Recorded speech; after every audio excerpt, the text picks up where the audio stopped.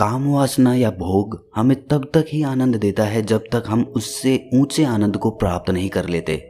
अगर एक बार हम उससे ऊंचे आनंद का स्वाद चख लेते हैं तो काम वासना का मजा विलीन हो जाता है। युवा अवस्था एक आदमी के जीवन में एक ऐसा समय होता है जिसमें उसकी काम वासना उसके चरम पर होती है। लेकिन अगर उस युवा को कोई ऐसा तरीका, ऐसा मार्ग मिल जाए जिससे वो अपनी काम वासना को अपने ध्यान की सीढ़ी बना ले तो उसका पूरा जीवन आनंद से भर जाता है।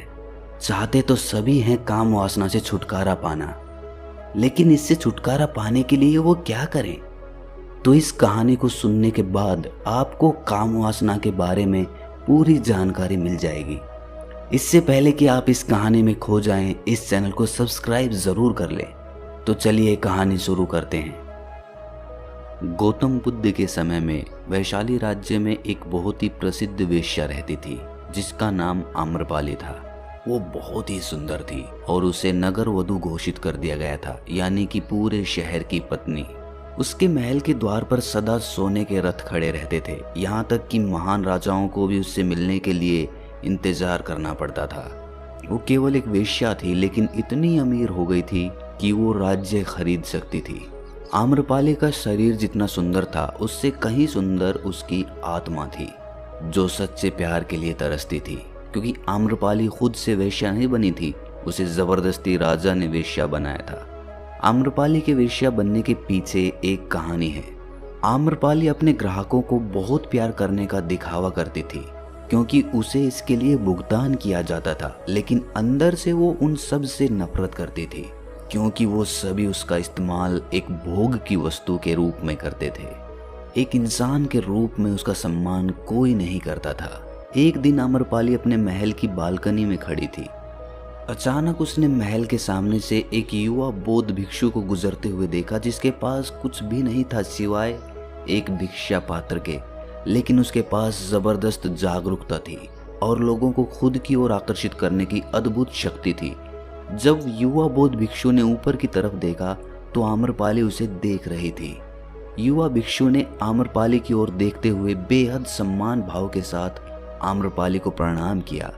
आम्रपाली एकटक उस युवा भिक्षु को देखती रही क्योंकि पहली बार किसी ने आम्रपाली को सम्मान की नजरों से देखा था। किसी ने पहली बार उसे इंसान होने का एहसास दिलाया था।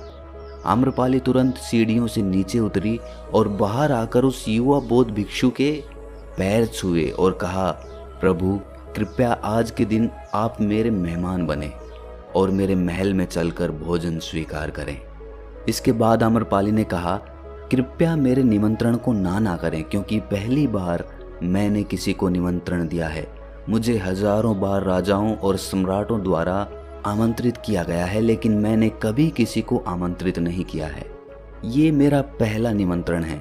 युवा भिक्षु ने सम्मान पूर्वक आम्रपाली का निमंत्रण स्वीकार करते हुए भोजन ग्रहण किया।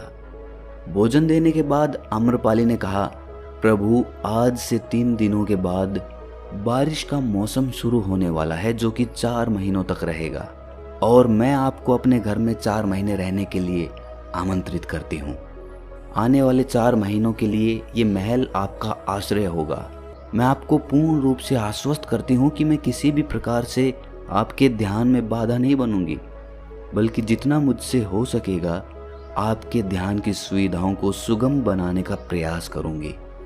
युवा बौद्ध भिक्षु ने कहा कि माफ कीजिएगा देवी, लेकिन इस विषय में मैं स्वयं निर्णय नहीं ले सकता। मैं आपके प्रस्ताव के विषय में बुद्ध से पूछूंगा। अगर वो मुझे अनुमति देंगे तो मैं आपके महल में आश्रय अवश्य स्वीकार करूंगा। इतना कहकर वो बौद्ध भिक्षु वहां से चला गया। इससे पहले कि वो भिक्षु बुद्ध के पास पहुंचता और आम्रपाली के प्रस्ताव के बारे में कुछ बताता, उससे पहले वहां पर मौजूद अन्य भिक्षु बुद्ध के पास पहुंच गए और बुद्ध से कहा, आप उस युवा भिक्षु को रोकिएगा। आम्रपाली ने उसे 4 महीने रहने के लिए अपने घर पर बुलाया है। आम्रपाली एक वेश्या है और एक भिक्षु एक वेश्या के घर में 4 महीने रहे, ये सही नहीं है। इससे हमारे संघ में गलत संदेश जाएगा। बुद्ध ने कहा, कृपया आप लोग शांत हो जाएं और उस भिक्षु के आने की प्रतीक्षा करें। थोड़ी देर बाद वो युवा भिक्षु बुद्ध के पास आया। उसने आते ही बुद्ध के पैर छुए और उन्हें पूरी कहानी सुनाते हुए कहा, बुद्ध नगर की एक आम्रपाली नाम की महिला ने मुझे बारिश के 4 महीने अपने घर पर रहने के लिए आमंत्रित किया है। मैंने उसके निमंत्रण का भी कोई जवाब नहीं दिया। मैंने उससे कहा है कि अगर आप मुझे उसके घर पर रहने की आज्ञा देंगे तभी मैं उसके घर पर रहने के लिए जाऊंगा। अतः बुद्ध, आप जो कहें मैं वही करूंगा। उस युवा भिक्षु ने आम्रपाली के विषय में वेश्या शब्द का प्रयोग ना करते हुए केवल महिला शब्द का प्रयोग किया। बुद्ध ने उस युवा भिक्षु की आंखों में देखा और कहा, तुम रह सकते हो। तभी अचानक एक बूढ़ा भिक्षु खड़ा हुआ और बोला कि बुद्ध, ये सही नहीं है। ये युवा भिक्षु एक सच्चाई छुपा रहा है। इसका कहना है कि एक आम्रपाली नाम की महिला ने अपने घर पर रहने के लिए इसे आमंत्रित किया है, लेकिन वो एक महिला नहीं है, वो एक वेश्या है। बुद्ध ने कहा कि मैं जानता हूँ, और क्योंकि इसने वेश्या शब्द का प्रयोग नहीं किया है, इसका अर्थ है कि इसके मन में उसके लिए सम्मान का भाव है।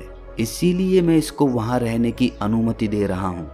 वहां मौजूद हजारों भिक्षुओं को विश्वास नहीं हो रहा था कि बुद्ध ने एक युवा भिक्षु को एक वेश्या के घर में रहने की अनुमति दे दी है। अगले 3 दिनों के बाद वो युवा भिक्षु आम्रपाली के घर रहने के लिए चला गया। उसके जाते ही वहां पर उपस्थित अन्य भिक्षु उसके विषय में तरह तरह की बातें बनाने लगे। बुद्ध ने सभी को शांत करते हुए कहा, मुझे मेरे ऊपर विश्वास है। मैंने उसकी आंखों में देखा है कि उसके भीतर तनिक भी भोग की इच्छा नहीं थी। अगर उस भिक्षु का ध्यान गहरा है तो वो आम्रपाली के हृदय को परिवर्तित कर देगा, और अगर भिक्षु का ध्यान गहरा नहीं है तो आम्रपाली अपने शारीरिक आकर्षण से भिक्षु को परिवर्तित कर देगी। ये एक प्रश्न है ध्यान और शारीरिक आकर्षण का, जिसका उत्तर हमें 4 महीने के बाद मिलेगा। बुद्ध की बात सुनकर वहां पर उपस्थित भिक्षुओं ने कहा कि बुद्ध, उस युवा भिक्षु पर बहुत अधिक भरोसा करके अनावश्यक आप जोखिम उठा रहे हैं। वो भिक्षु युवा है और आम्रपाली बहुत सुंदर है। समय प्रारंभ हुआ। वर्षा ऋतु के 4 महीने बीत गए और वो युवा भिक्षु वापस आ गया। उसने आते ही बुद्ध के पैर छुए और उस युवा भिक्षु के पीछे आम्रपाली भी आई हुई थी। उस युवा भिक्षु ने आम्रपाली का बुद्ध से परिचय कराते हुए कहा, बुद्ध, ये आम्रपाली है और ये आपसे दीक्षित होना चाहती है। ये एक अनोखी महिला है। ये न केवल सुंदर है बल्कि इसकी आत्मा भी उतनी ही शुद्ध है जितनी आप कल्पना कर सकते हैं। आम्रपाली ने बुद्ध के पैर छुए और कहा, मैं पहली बार देखने भर से इस युवा भिक्षु से प्रेम करने लगी थी। इसीलिए मैंने इस युवा भिक्षु को अपने सौंदर्य से कई बार आकर्षित करने का प्रयास किया, लेकिन मैं पूर्ण रूप से असफल रही। इसके बजाय इस युवा भिक्षु ने मुझे ध्यान के प्रति जागरूक किया और ये एहसास कराया कि वास्तविक जीवन भोग नहीं अपितु ध्यान है। इसीलिए बुद्ध, मैं अपनी सारी संपत्ति आपके भिक्षुओं को दान में देना चाहती हूँ और शेष जीवन ध्यान में बिताना चाहती हूँ। इसके बाद आम्रपाली बुद्ध के शिष्यों में पहली महिला हुई जिन्हें आत्मज्ञान की प्राप्ति हुई। बुद्ध ने अपने पंथ के सभी शिष्यों से कहा, यदि तुम वेश्याओं की संगति से डरते हो तो उस डर का उस वेश्या से कोई लेना देना नहीं है, बल्कि वो डर तुम्हारे बेसुध मन की उपज है, क्योंकि तुमने अपनी कामुकता को दबा दिया है और कामुक ऊर्जा को दबाया नहीं जा सकता, इसको केवल रूपांतरित किया जा सकता है। दोस्तों, हम सभी अपनी काम वासना को खत्म करने के लिए उसका दमन करना चाहते हैं, उसको दबाना चाहते हैं, लेकिन काम वासना एक ऊर्जा होती है, एक एनर्जी का सोर्स होता है, और एनर्जी कभी भी खत्म नहीं हो सकती है, बल्कि वो रूपांतरित हो सकती है। अगर आप अपनी काम वासना की शक्ति को दूसरी जगहों पे, दूसरी दिशाओं में परिवर्तित करेंगे तो ही आप काम वासना से छुटकारा पा सकते हैं। लेकिन याद रहे, काम वासना से छुटकारा पाने के बारे में हमें सोचना भी नहीं है, हमें बस अपनी ऊर्जा को परिवर्तित करना है। अब वो ऊर्जा हम कहाँ पे लगाएंगे? हम उसे अपनी रचनात्मक शक्ति के लिए प्रयोग कर सकते हैं, ध्यान के लिए प्रयोग कर सकते हैं, और जैसे जैसे हम होश से भरेंगे हमारे जीवन में काम वासना से भी ज़्यादा आनंद पैदा हो जाएगा, और उसके बाद काम वासना का आनंद हमें उसके सामने तुच्छ लगने लगेगा। अगर ये कहानी आपको ज्ञानवर्धक लगी तो कमेंट सेक्शन में ज़रूर बताएं और इस चैनल को सब्सक्राइब ज़रूर कर लें। तो मिलते हैं अगली कहानी में, तब तक के लिए अपना ख्याल रखें।